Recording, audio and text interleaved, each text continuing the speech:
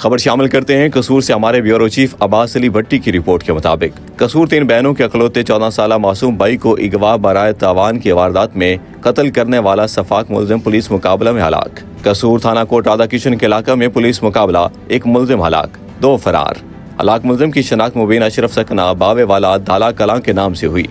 ہلاک ملزم نے 5 روز قبل 3 بہنوں کے اکلوتے 14 سالہ بھائی عزیر کو اغوا برائے تاوان کی واردات میں بے دردی سے قتل کیا تھا۔ ڈی پی او محمد عیسیٰ خان نے ڈی ایس پی افضل ڈوگر کی سربراہی میں 3 رکنی اسپیشل ٹیم تشکیل دے رکھی تھی۔ تھانہ کوٹ رادھا کرشن پولیس نے موٹر سائیکل پر سوار 3 مشکوک ملزمان کو شینا روڈ پر رکنے کا اشارہ کیا۔ ملزمان نے رکنے کے بجائے پولیس پارٹی پر مختلف اطراف سے فائرنگ شروع کر دی اور کھیتوں میں داخل ہو گئے۔ ملزمان کی اپنی فائرنگ سے 1 ملزم مبین اشرف شدید زخمی ہو گیا جبکہ 2 فرار ہو گئے۔ زخمی ملزم کو برائے علاج معالجہ تحصیل ہاسپٹل کوٹ رادھا کرشن لے کر جایا جا رہا تھا کہ راستے میں ہلاک ہو گیا۔ پولیس نے جائے وقوع سے 1 پسٹل اور صدر پھول نگر کے علاقہ سے چھینی جانے والی موٹر سائیکل برآمد کر لی۔